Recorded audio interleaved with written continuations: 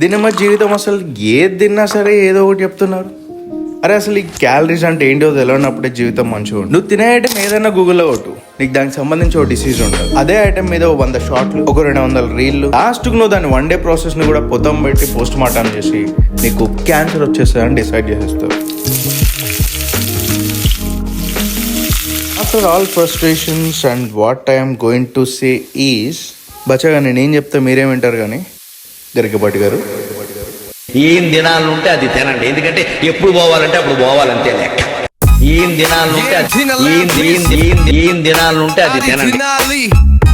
ఎప్పుడు పోవాలంటే అప్పుడు పోవాలంతే లెక్క. అప్పుడు పోవాలి. ఏం దినాలు ఉంటే అది అంటే ఎప్పుడు పోవాలంటే అప్పుడు పోవాలంతే లెక్క. అంటే ఎప్పుడు పోవాలంటే అప్పుడు పోవాలంతే. ఏం తినాలనిపిస్తే అది తినాలి.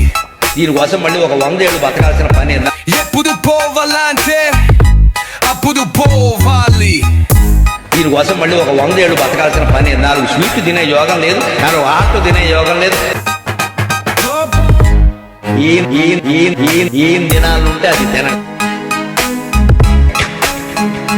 దీనికోసం మళ్ళీ ఒక 100 ఏళ్ళు బతకాల్సిన పని. దీనికోసం మళ్ళీ ఒక 100 ఏళ్ళు బతకాల్సిన పని. ఏం తినాలనిపిస్తే అది తినాలి. ఎప్పుడు పోవాలంటే అప్పుడు పోవాలి. ఏం తినాలనిపిస్తే అది తినాలి. ఎప్పుడు పోవాలంటే అప్పుడు పోవాలి. ఏం దినాలు ఉంటే అది తినండి. ఎందుకంటే ఎప్పుడు పోవాలంటే అప్పుడు పోవాలంతే లెక్క.